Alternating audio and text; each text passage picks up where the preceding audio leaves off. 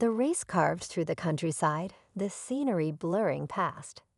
Each rider had their own battle to fight, but all eyes kept drifting back to Marcus. Some riders refused to work with him, subtly shutting him out of drafting lines, forcing him to fight for every inch. He had expected this. He had lived this. Every race, every competition, there had always been an extra obstacle, something unseen but undeniably real. Behind the scenes, journalists whispered to each other. Sponsors watched closely, their expressions unreadable. Would Marcus prove them all wrong? Or would this race become another example of why things had always remained the same? An hour into the race, the real test began. The road twisted upward into a brutal climb, the first major obstacle of the course. Here, the weak would be left behind. The peloton began to stretch, riders gritting their teeth, muscles burning. This was where the strongest took control. Christophe made his move. He surged forward, increasing the tempo, forcing the others to respond. A handful of riders matched his attack. Marcus felt the shift and knew what was happening. This was the moment they wanted to break him. Pain ripped through his legs, but he refused to fall back. He pushed harder, staying locked onto Christophe's wheel. The crowd lining the roads gasped, some cheering, some murmuring in disbelief. He wasn't supposed to be here. He wasn't supposed to hold on, but he did. As the climb reached its steepest point, Marcus pulled up alongside Christophe. For the first time, their eyes met, not as two competitors, but as two forces on opposite ends of history. Christophe's smirk was gone. Marcus didn't need to say a word. His presence alone spoke louder than anything. The summit came, and with it, a sharp descent. Riders tapped low, rocketing down the mountain at terrifying speeds. One mistake here could mean disaster. Marcus stayed on Christophe's wheel, matching him turn for turn, the wind roaring past his ears. But just as they reached the bottom, a sudden movement caught his attention. Another rider clipped too close, intentionally or not. Marcus couldn't tell, but it forced him wide. His back wheel skidded, gravel spraying from the road's edge. Gasps rippled through the spectators. His heart pounded. He fought to steady the bike, gripping the handlebars tight. A fraction of a second longer, and he would have been out of the race completely. Christophe glanced back, just for a moment, before turning forward again. Was that a flicker of satisfaction or concern? Marcus didn't have time to dwell on it. The race wasn't over. The toughest sections were still ahead. The finish line was miles away, but one thing was certain. This was no longer just a race. This was a fight for something bigger than victory. And the world was watching. As the race pushed on, the final sections of the course were relentless. The riders' bodies screamed in protest with every pedal stroke, but the finish line was drawing closer, and with it, the chance to leave an indelible mark on history. Marcus had fought hard to hold his ground, but now he found himself locked in a battle for the lead with Christophe. The last few miles were a cruel mix of exhaustion, sharp corners, and long, grueling stretches of flat roads, all leading up to the final sprint, a showdown that would define everything. The peloton had thinned considerably. Only the strongest, the most determined, remained, and Marcus was right there at the front, matching Christophe every step of the way. The crowd's energy had shifted from skeptical murmurs to loud cheers. They weren't just rooting for Marcus now. They were watching a new chapter unfold. Even those who once doubted him were on their feet, their eyes glued to the riders as they neared the final stretch. But then a surprise. Out of nowhere, another rider, a younger competitor, made a break for it, charging forward with all the energy he had left. The move was sudden, bold, and unexpected. It caught everyone off guard, including Marcus and Christophe.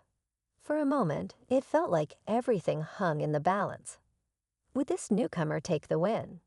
Or would the battle between Marcus and Christophe settle it once and for all? It was now a race against time, a race against everything that had come before. Marcus knew he had to respond, but every muscle in his body screamed for rest. The crowd roared as he surged forward, closing the gap between him and the young rider. His breathing was shallow, his vision narrowing, but his mind was clear. This was his moment. With one last push, Marcus shot past the newcomer, his heart pounding in his chest. Christophe was just ahead, but Marcus didn't back down. The final meters were a blur of motion, the world falling away as he focused solely on the finish line. Christophe tried to respond, but it was too late. With a final burst of power, Marcus crossed the finish line first, his arms raised high in triumph. It was a crisp morning, and the air buzzed with anticipation. Cyclists from all corners of the world gathered at the starting line, their colorful jerseys forming a mosaic of ambition and grit. Cameras panned across the crowd, capturing every determined face. But amidst the chatter and energy, a different kind of tension hung in the air. A tension not just about the race, but about history itself. This wasn't just any race. It was a showdown that would challenge long-standing divisions and redefine what the biking world stood for. In the center of it all stood two riders who, on the surface, couldn't be more different. Marcus Greene, a young African-American cyclist with raw talent and an unshakable determination, had risen through the ranks despite facing barriers that seemed insurmountable. Opposing him was Christophe LeBlanc, a European champion with a string of titles under his belt and a legacy steeped in tradition. Their rivalry wasn't personal, it was symbolic. For decades, professional biking had been dominated by a narrow image of what a champion looked like, and today, that image was about to be shattered. As the riders adjusted their helmets and took their positions, the crowd's energy shifted. Whispers of disbelief and doubt rippled through the audience as Marcus rolled up to the starting line.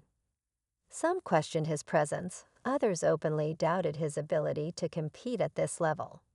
Marcus had heard it all before. He's fast, but does he have the strategy? He doesn't belong here. Those words echoed in his mind, fueling his resolve. Today wasn't just about winning. It was about proving that the sport belonged to everyone. The announcer's voice boomed over the speakers, detailing the grueling course ahead. Twisting mountain roads, sharp inclines, and a brutal final sprint. It was a test of both endurance and willpower. As Marcus glanced over at Christophe, he noticed the confident smirk on his rival's face. Christophe wasn't just racing for himself. He was defending an unspoken status quo, a hierarchy that had gone unchallenged for years. But Marcus wasn't alone in his fight. The growing number of fans cheering him on were a testament to the change already underway. The countdown began, and every second felt like an eternity. Marcus tightened his grip on the handlebars, his heart pounding not with fear, but with purpose. Around him, the other racers were laser-focused, ready to give everything they had. Yet as the final second ticked away, something shifted in the atmosphere. This wasn't just a race anymore. It was a battle for something much larger than any individual. The gunshot cracked through the air, and the riders surged forward, wheels spinning in unison. The roar of the crowd faded into the background as the cyclists disappeared down the road, their figures becoming smaller with each passing moment. For those watching, the race had only just begun, but for Marcus, it felt like he'd been racing his whole life. Racing against doubt, against prejudice, against a system that never believed he could stand where he now stood. What unfolded over the next few hours would defy expectations and ignite a conversation that had been buried for far too long. Each climb, each turn, and each drop would reveal not just the rider's physical strength, but the spirit of change that was pushing through the cracks of an outdated world. And as the finish line loomed in the distance, one question remained. Would this race finally be enough to shatter the walls that had held so many back? Stay with me, because this is a story you won't want to miss. The pack of cyclists tore through the winding roads, their bodies low, legs pumping, tires humming against the pavement. The morning chill had given way to a heavy, almost electric tension, thick in the air. Every turn, every pedal stroke, was a fight for positioning. The race had barely begun, but the psychological battles were already underway. Marcus stayed focused, his eyes scanning the road ahead. He knew how these races worked. The frontrunners would test each other, pushing the pace just enough to see who could handle the early pressure. He could feel the weight of expectations on his shoulders. This wasn't just about endurance or speed. This was about breaking through barriers that had stood for generations. A few meters ahead, Christophe LeBlanc controlled the pack like a seasoned predator. His movements were effortless, precise. He had won so many races that it almost seemed like he belonged to a different class of riders. But today, he wasn't just defending his title. He was defending something unspoken, an unchallenged legacy that many believed Marcus had no right to touch. Pain ripped through his legs, but he refused to fall back. He pushed harder, staying locked onto Christophe's wheel. The crowd lining the roads gasped, some cheering, some murmuring in disbelief. He wasn't supposed to be here. He wasn't supposed to hold on, but he did. The crowd erupted. The race that had once seemed like a distant dream for Marcus had now become a historic victory. The barriers that had held him back, the doubts that had plagued him, were shattered in that one moment. He had done it. Not just for himself, but for everyone who had ever been told they didn't belong. As he pulled his bike to a stop, sweat dripping from his brow, Marcus looked around at the cheering crowd. He had won the race, but it was more than that. He had proven that cycling was a sport for everyone, no matter their background, their race, or their history. His victory was a symbol, a powerful reminder that the walls of exclusion could be torn down, one pedal stroke at a time. Christophe, though visibly disappointed, approached Marcus and extended a hand. There was no arrogance, no sneer, just respect. The rivalry that had once seemed like a battle for supremacy had transformed into something more. In that moment, the true victory wasn't just in the race itself, but in the shift that had taken place. The sport had been changed, and with it, the mindset of those who had once thought of themselves as the gatekeepers. The reporters crowded around, their cameras flashing.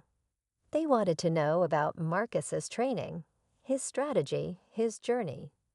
But Marcus knew that today wasn't just about a single race. It was about a movement that would continue long after the last rider crossed the finish line. As the cheers died down and the riders began to gather their things, Marcus stood tall, his face set with a quiet determination. The road ahead was still uncertain, but one thing was clear. The world of cycling had changed forever. This race had not only shattered records, but it had shattered the very idea of what was possible. For Marcus, it was just the beginning. And as he looked out over the crowd, he knew that the impact of this race would resonate for years to come, inspiring future generations to believe that they too could change the world, one pedal stroke at a time.